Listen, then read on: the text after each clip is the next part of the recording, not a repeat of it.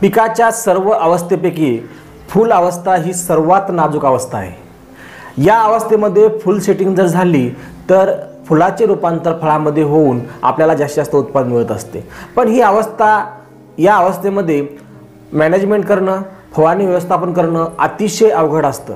पण हे फुलगळ का होते आणि त्यावर उपाय काय आहे हे जर आपल्याला समजलं तर मित्रांनो आपलं खूप मोठं नुकसान होण्यापासून आपण वाचू शकतो। तर आजच्या व्हिडिओमध्ये आपण फुलगळ का होते आणि त्यावरील उपाय काय करायला पाहिजेत आणि कोणत्या अवस्थेमध्ये कोणता ग्रेड वापरायला पाहिजेत याबद्दल सविस्तर माहिती पाहणार आहोत। जर तुम्हाला तुमच्या पिकामध्ये जास्तीत जास्त फुलाची सेटिंग करायची असेल तर फुलगळ का होते हे समजून घेणं अत्यंत गरजेचं आहे। फुलगळ होण्याची कारणे बघा, पहिलं कारण आहे की अन्नद्रव्याची कमतरता। आपल्या प्लॉटमध्ये NPK असतील, मायक्रोन्यूट्रॉन असतील किंवा इतर कुठलेही अन्नद्रव्य असतील, याची जर कमतरता झाली तर मित्रांनो आपल्या प्लॉटमधील फुलं गळायला सुरुवात होते।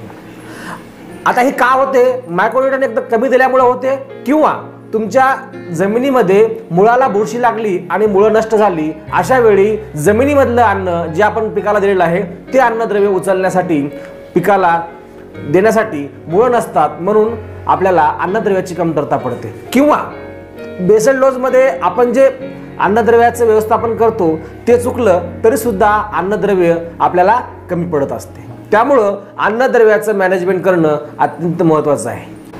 दुसरं आणि सगळ्यात महत्त्वाचं कारण ते म्हणजे कीड व रोग। बघा, आपल्या प्लॉटमध्ये जर कुठलाही रोग किंवा कीड असेल त्यामुळे सुद्धा फुलगळ होऊ शकते। उदाहरणार्थ मुळकूद असेल किंवा काही आळ्या अशा आहेत की ज्या फुलाला खातात, फुल खाणाऱ्या आळ्यांना सुद्धा डंख मारला, देठाला डंख मारला तरी सुद्धा फुलगळ होते। त्यामुळं कीड व रोगाचे नियंत्रण करणं गरजेचं आहे। आपल्या प्लॉटमध्ये कुठला रोग आहे ते ओळखा आणि त्यानुसार आपल्याला कीटकनाशकाची किंवा बुरशीनाशकाची फवारणी देणं गरजेचं असतं।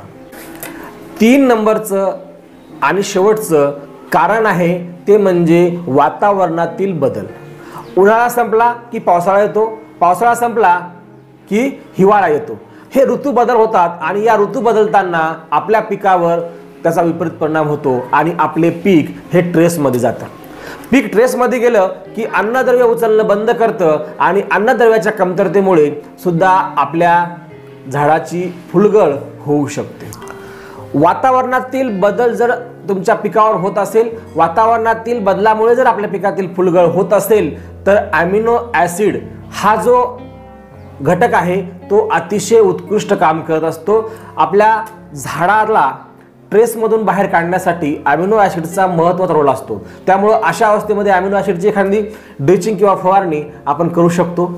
मित्रांनो, ही आहेत सर्व फुलगळ होण्याची कारणे। आता आपल्याला या फुलगळ होऊ नये म्हणून काय उपाय करायला पाहिजेत?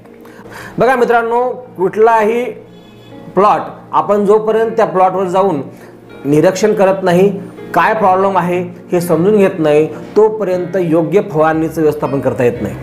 त्यामुळे सर्वात पहिले प्लॉटवर जा, बघा की वरीलपैकी कोणत्या कारणामुळे आपली फुलगळ होत आहे। वरील या 3 कारणामुळे आपली जर फुलगळ होत असेल तर त्यातलं कारण शोधा आणि त्यावर मी तुम्हाला खाली उपाय देत आहे। बघा, पहिलं कारण आहे की अन्नद्रव्याची कमतरतेमुळे फुलगळ होत असेल तर आपल्याला कोणती फवारणी करायची। त्यामध्ये बघा, मायक्रो न्यूट्रिएंट 500 ग्राम 200 लिटर पाणी घ्यायचे, त्यासोबत करायचे 19-19-19 500 ग्राम 200 लिटर पाण्यामध्ये टाकायचे। ॲग्री 82 100 ml 200 लिटर पाण्यामध्ये टाकायचे आणि एक चांगलं बुरशीनाशक घ्यायचे 250 ग्राम 200 लिटर पाण्यासाठी किंवा त्याचं जे प्रमाण आहे त्या पद्धतीने घ्या। कीटकनाशक एक चांगलं घ्यायचे आणि हे पण 200 लिटर पाण्यामध्ये घ्यायचे। यानंतर दुसरं कारण आहे ते म्हणजे कीड व रोग। आपल्या प्लॉटमध्ये कुठल्या प्रकारचे कीड आहे याचं निरीक्षण करा, त्यानुसार आपल्याला ही फवारणी करायची। जो आपल्या प्लॉटमध्ये जी कीड आहे त्यानुसार कीटकनाशक घ्या, जी बुरशी आहे त्या बुरशीनुसार एक बुरशीनाशक घ्या आणि कॅल्शियम आणि बोरॉन हे 2 प्रोडक्ट असे आहेत। कॅल्शियम हे मजबूती देतं आणि बोरॉन हे फुल सेटिंग करण्यात सगळ्यात महत्त्वाची भूमिका बजावत असतं। त्यामुळे कॅल्शियम आणि बोरॉन हे एकमेकाला सहायक आहेत। याची तुम्हाला फवारणी पण करायची आणि ड्रिचिंग सुद्धा करायची आहे। 6BA हा सुद्धा एक कृत्रिम हार्मोन्स आहे। 6BA सायटोकायनिनचं प्रमाण वाढवतं प्लांटमधलं, याच्यावर मी स्पेशल व्हिडिओ बनवला आहे, तो सुद्धा तुम्ही लिंकमध्ये बघू शकता.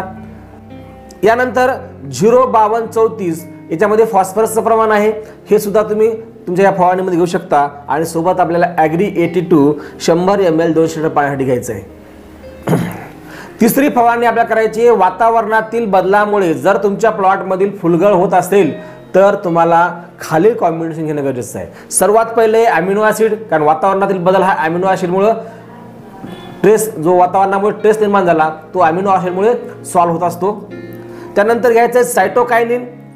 सायटोकायनिन सुद्धा आपल्याला ट्रेस कमी करण्यामध्ये, झाडाचा ट्रेस कमी करतं. वातावरणातील बदलामुळे हार्मोन्स इनबॅलन्स होतं, ते बॅलन्स करण्यासाठी सुद्धा सायटोकायनिन खूप मदत करत असतं. त्यानंतर चांगले बुरशीनाशक घ्या. आणि सगळ्यात महत्त्वाचा ग्रेड या अवस्थेमध्ये, फुलगळ अवस्थेमध्ये आपण या ठिकाणी 3 ग्रेड तुम्हाला सांगू इच्छितो वॉटर सोल्युबल खतामध्ये. 12-61-00. त्यानंतर नवीन एक आता आलेला आहे 0-60-20, हा सुद्धा ग्रेड फुल सेटिंगसाठी खूप चांगला आहे. आणि 13-40-13 हा सुद्धा ग्रेड आपण या फवारणीमध्ये घेऊ शकतो. 500 ग्राम 200 लिटर पाण्यासाठी आपल्याला याचं प्रमाण घ्यायचं आहे. आणि ॲग्री 82 100 ml 200 लिटर पाण्यासाठी घ्यायचं आहे. मित्रांनो, या वरील तिन्ही फवारण्या आपल्याला संध्याकाळच्या वेळी करायच्या आहेत.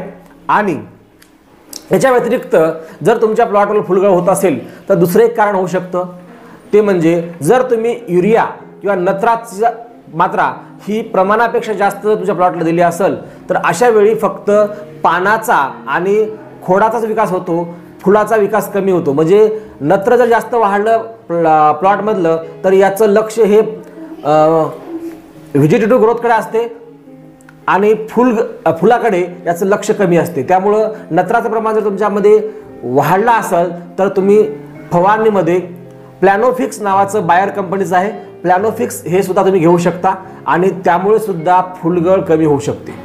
मित्रांनो, ही माहिती तुम्हाला कशी वाटली नक्कीच कमेंट्स करून कळवा. चॅनलवर नवीन असाल तर चॅनलला सबस्क्राईब करा. So thank you, wish you wealth.